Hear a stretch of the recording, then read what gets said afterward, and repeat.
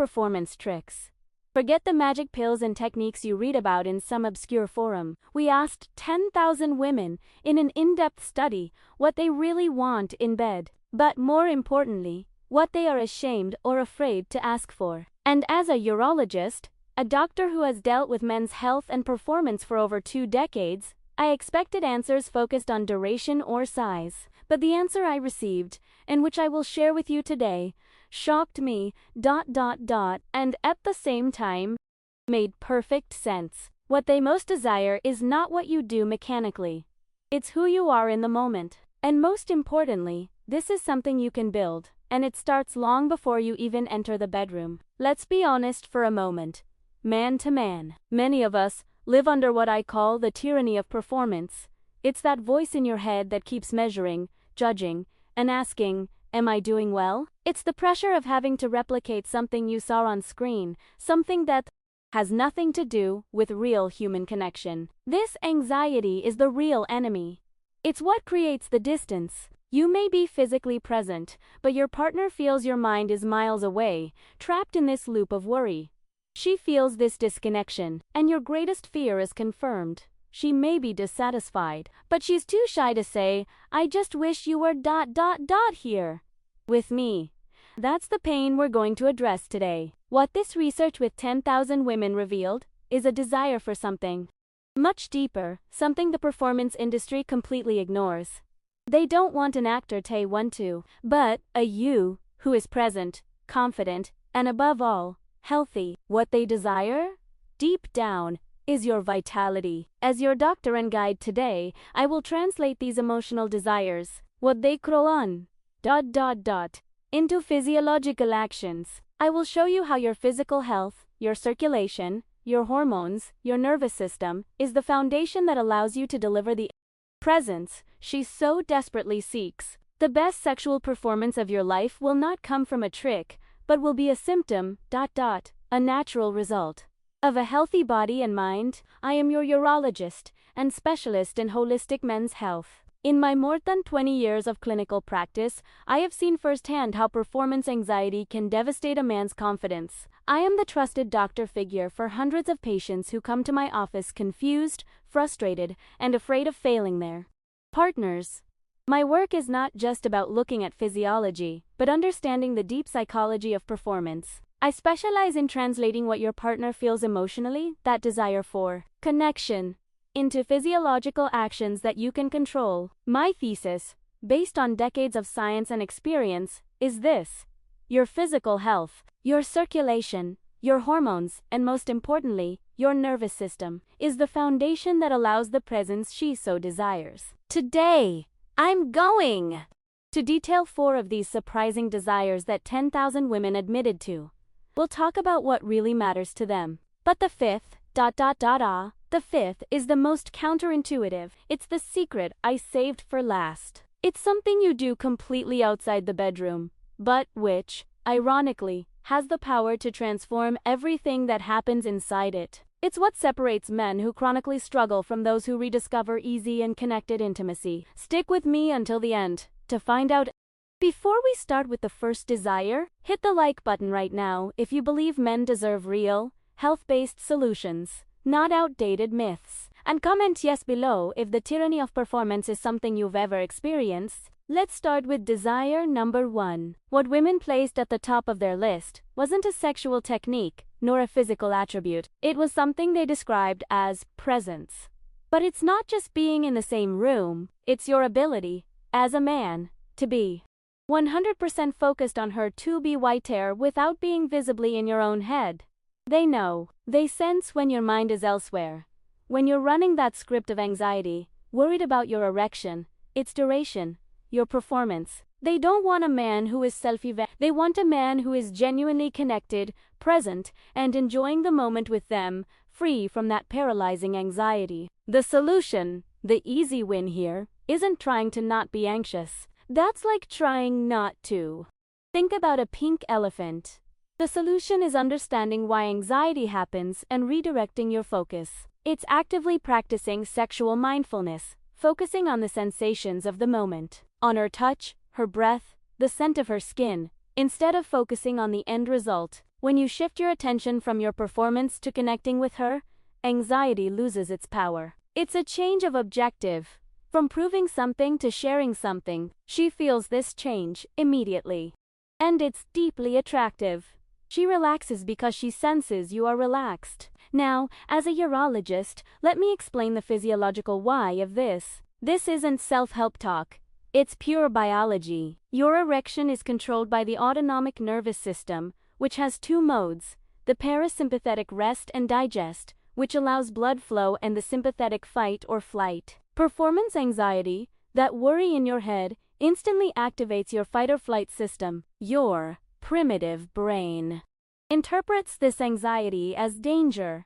And what does it do? It releases adrenaline and actively closes the arteries leading to the penis, diverting blood to your large muscles, your legs and arms, so you can fight or flee from the danger. Think of it this way. Anxiety is like pressing the brake and the accelerator of your car at the same time. Your desire, the accelerator, is there.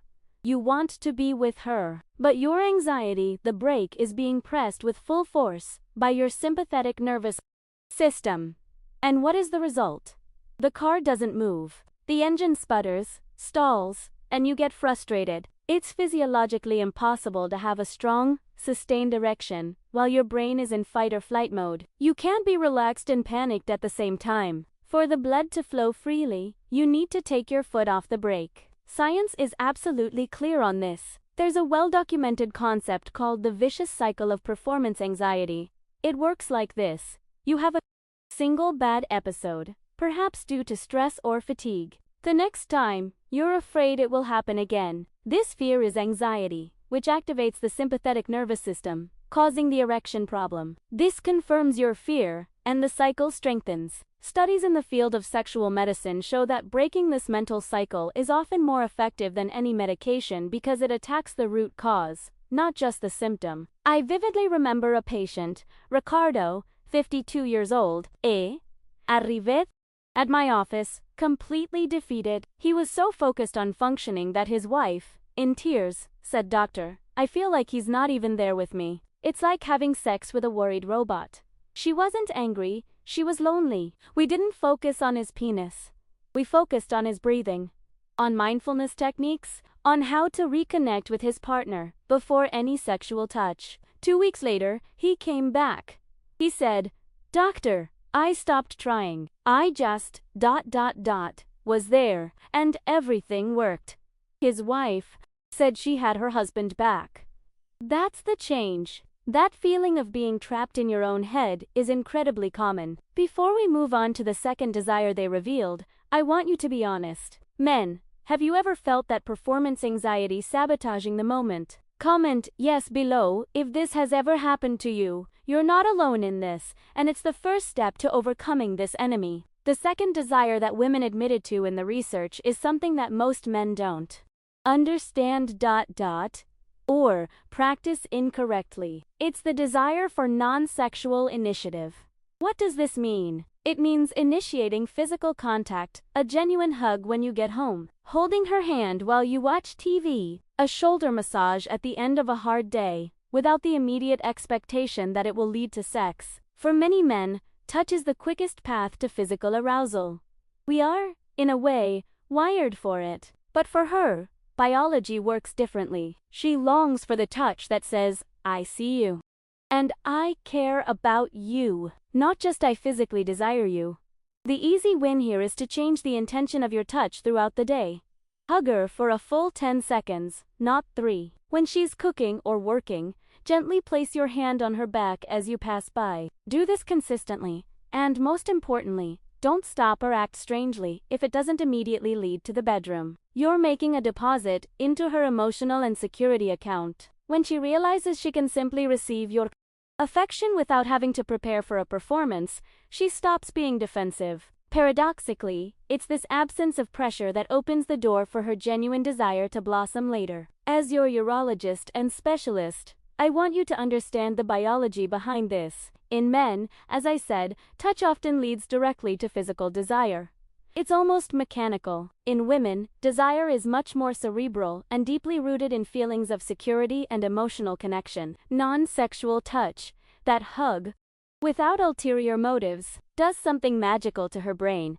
It increases the production of oxytocin, the connection hormone or cuddle hormone. At the same time, it actively decreases levels of cortisol, the stress hormone. She physiologically needs to feel safe, relaxed, and connected before her brain gives permission for sexual desire to flourish. Here's the analogy I give my patients. Think of your intimacy as a cell phone battery. The sexual act, however wonderful it may be, consumes energy. It drains the battery. What recharges that battery? It's non-sexual touch. It's non-sexual initiative. Every hug, every holding of hands, every gesture of affection without expectation is like plugging in the charger for a few minutes. If you only try to use the cell phone, have sex without ever recharging it, non-sexual touch, eventually the battery dies. It feels depleted and disconnected. You need to be the charger of intimacy, not just the user. And science repeatedly confirms this. Studies on the female sexual response, published in endocrinology and psychology journals, show that oxytocin is not just a pleasant bonus. It is often a biological prerequisite for female desire. It acts as the switch that turns off the analytical and stressed part of her brain and turns on the pleasure and receptivity centers. When she feels safe and connected to you on a non-sexual level, her body understands that it is a safe environment to be vulnerable and surrender to. Arousal. I have countless patients who have transformed their marriages with this single change. Men who come in and say, "Doctor, it's unbelievable." I remember a couple, together for 15 years. He was frustrated, sullying she was never in the mood. I instructed him to stop grabbing her in the kitchen, hoping it would lead to something, and instead, to start embracing her in the morning and when he got home, without expecting anything in return. He reported, a month later, that their sexual frequency had doubled. Why? In his words, she stopped pushing me away. She started coming towards me. She stopped being defensive because her battery was finally being recharged. Does this make sense to you? It's a powerful shift in perspective. Before we move on to the third wish, which is all about your physical energy, tell me in the comments, when was the last time you initiated a purely affectionate touch without expecting it to lead to anything more? Be honest. The third desire that emerged from the research with 10,000 women is something visceral, honest, and deeply rooted in the biology of attraction. They desire your vitality. And understand this well. It goes far beyond your performance for a few minutes in the bedroom. They want to feel that you have energy for life. They want a partner, not a patient. They want a man who has vigor, who doesn't collapse on the sofa completely exhausted at 8 o'clock at night, day after day, blaming only the busy day. When she looks at you, she wants to see a vital force, an energy that communicates, "I am here. I am capable. I have the disposition for you and for the life we share." It's a fundamental desire for a partner who seems ... healthy. Easy win here is a crucial mindset shift. Stop normalizing tiredness. It's about stopping accepting chronic fatigue, brain fog, and that stubborn belly fat as just part of getting older. The solution is to start treating your body like the high-performance system it's meant to be. This doesn't mean you need to become an Olympic athlete tomorrow. It means optimizing your machine. It starts with the basics. Prioritizing 7 to 8 hours of quality sleep. Moving your body intelligently every day.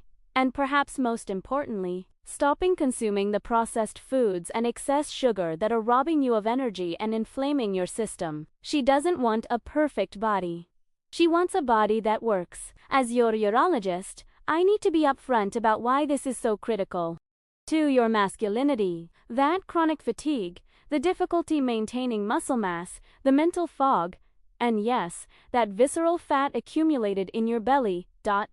These aren't just cosmetic problems. These are classic warning signs of an endocrine system that's suffering. In my clinic, these are the symptoms that point directly to low testosterone T. Testosterone, for us men, is the hormone of ambition, drive, motivation, energy, and, of course, libido. When your T levels are low, everything in life seems more difficult. Testosterone commands your desire. And if the CD, the wanting is low, performance, the doing, rarely has a chance to begin. Now, let's move on to the second half of the equation, your cardiovascular health. If testosterone is the switch for desire, it's your cardiovascular system, your heart, your arteries, your blood pressure that controls the function. An erection is a purely vascular event. It's not a bone, it's not a muscle in the traditional sense. It's peas. It's spongy tissue that needs to be flooded with blood to become rigid. This requires clean, flexible arteries and a strong heart. If your circulatory system is compromised, erectile function will be the first to fail. Your body, wisely, won't send blood to non-essential activities like sex if it's struggling to keep blood flowing to your brain and heart. Here's the analogy I give all my patients, and I want you to never forget it.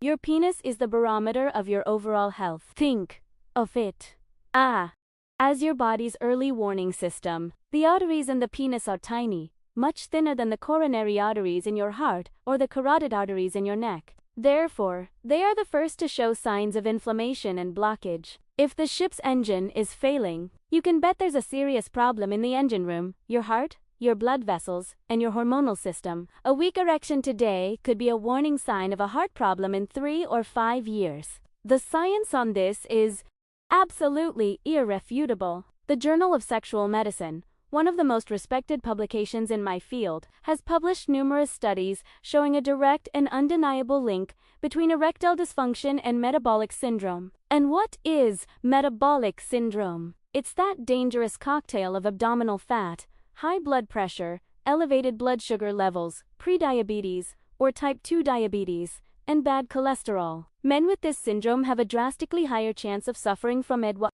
because metabolic syndrome is essentially a state of chronic inflammation that destroys the inner lining of your arteries, and at the same time depletes your testosterone. Your body is in survival mode, not vitality mode. Let me tell you the story of Carlos, 59 years old. He came to my office focused solely on ED, but he also carried 15 kilos of visceral fat, was pre-diabetic, and had no energy. I told him, Carlos, let's forget about your penis for 90 days. Let's focus 100% on your machine room. He hesitated, but accepted the challenge. He changed his diet, started walking, and focused on losing that inflammatory fat. 3 months later, he came back. Not only did he drastically improve his erections without medication, but his wife insisted on coming along and told me, with tears in her eyes, "Doctor, I don't know what you did, but he has a sparkle in his eyes again." That's the vitality she desires. The fourth desire that the 10,000 women admitted is, for many men, the most shocking of all. It's what I call invisible foreplay. What is that? It has nothing to do with physical touch, at least not initially. It has to do with acts of service. Yes, you heard right. It's about you proactively reducing her mental load. When you come home and, without her needing to ask, you start preparing dinner, or help the children with their homework, or take on that logistical task she normally manages. You are, in her eyes, initiating the most powerful foreplay there is. She wants a life partner, not another big child to manage. She wants to feel that you are on the same team, fighting the chaos of daily life together. The easy win here is devastatingly simple, but it requires you to get out of autopilot. It requires you to actively observe what overwhelms her. Her desire for you doesn't begin at 10 o'clock at night when you lie in bed. It begins at 6 in the afternoon when you walk through the door. Instead of asking what's for dinner, a question that instantly places the responsibility of managing your hunger on her, ask, "How can I help right now?" Or, better yet, simply see what needs to be done and do it. Washing the dishes without being asked can be a more potent aphrodisiac for her than any massage, because it signals that you care about her well-being and peace of mind, not just your own pleasure. Now, as her doctor and urologist, let me explain the exact biology behind this, because this is the secret to female desire that 99% of men ignore. The biggest enemy of her desire, the real libido killer, isn't a lack of attraction to you.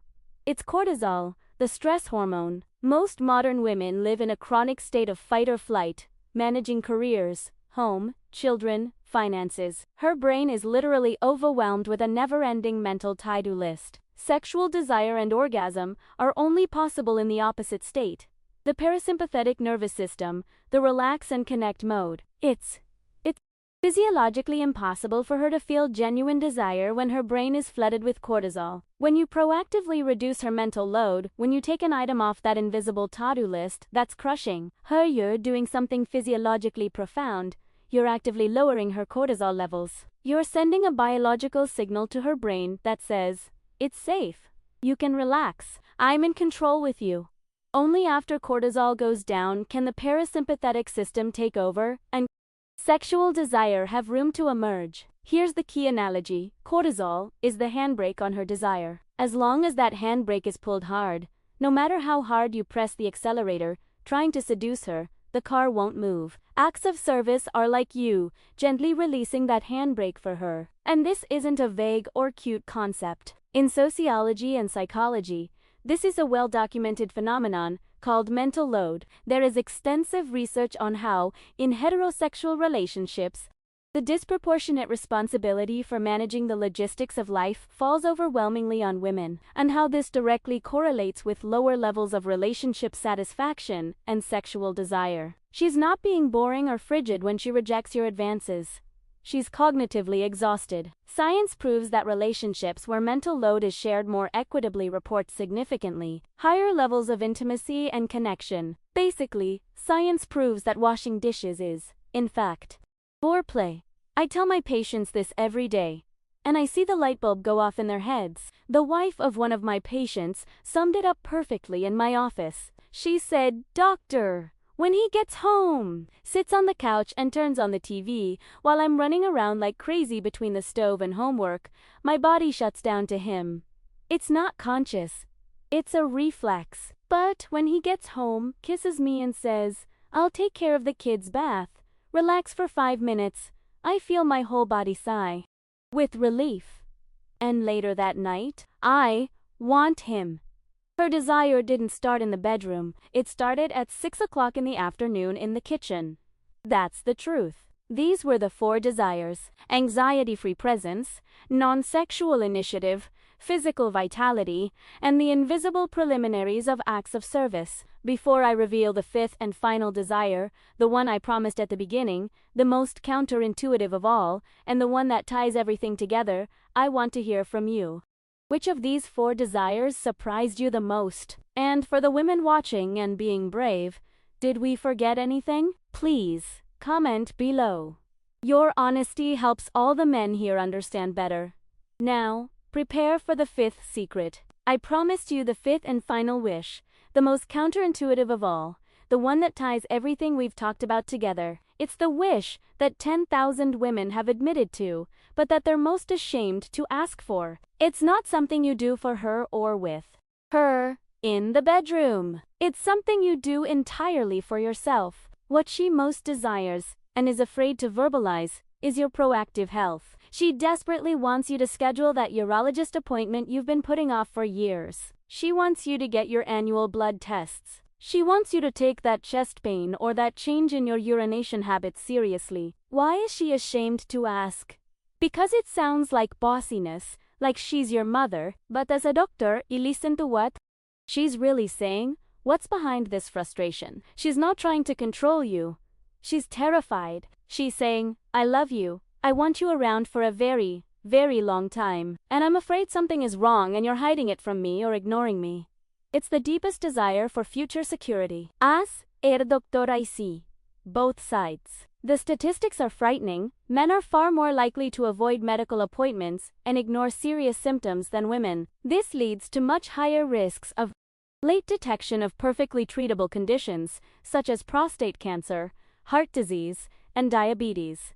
She knows this. She sees the fathers and uncles of friends getting sick, and she's scared for you. I'll never forget the wife of one of my patients, Marcos. He finally came to check his urinary symptoms after months of her insistence. When I told them it was BPH, benign prostatic hyperplasia, something very common and treatable, and not cancer, ... she cried. She cried, tears of relief, right? There in my office. She wasn't angry at him for delaying. She was terrified for him. That's why the analogy I use is this. Taking care of your own health is the greatest declaration of love you can make. It's the ultimate prelude. It's the act that says, I care enough about us to ensure I'll be here for you tomorrow. So, let's summarize what we learned today from these 10,000 women. What she truly desires isn't a mechanical show. She desires a real partner. She desires your anxiety. Presence Desire 1, where you are 100% present, not trapped in a loop of worry in your head. She desires your non-sexual initiative, desired dose, the affectionate touch that recharges the intimacy battery without expecting anything in return. She desires your physical vitality, Decide 3, the clear sign that your body, your heart, and your hormones are healthy and full of energy. She desires the invisible foreplay, Desire 4, those acts of service that lower her cortisol and show that you are a real team. And finally, she desperately desires your health, Proactivity Desire 5, the ultimate sign of future security and proof that you plan to be with her for a long, long time. As your urologist and your ally on this journey, I want you to leave this video with a fundamental truth. What she wants isn't complicated, but it's profound. She wants you, a healthy you, a present you, a connected you. Your health isn't a burden you have to carry alone. It's the bridge to the authentic connection you both deserve. Your vitality is, and always will be, the greatest aphrodisiac. Stop focusing on performance tricks and start focusing on the engine room. Take care of your health, not just for yourself, although that's reason enough, but for the connection you share. Remember, vitality isn't about age, it's about action. And the best news is that you have 100% control to start that action today.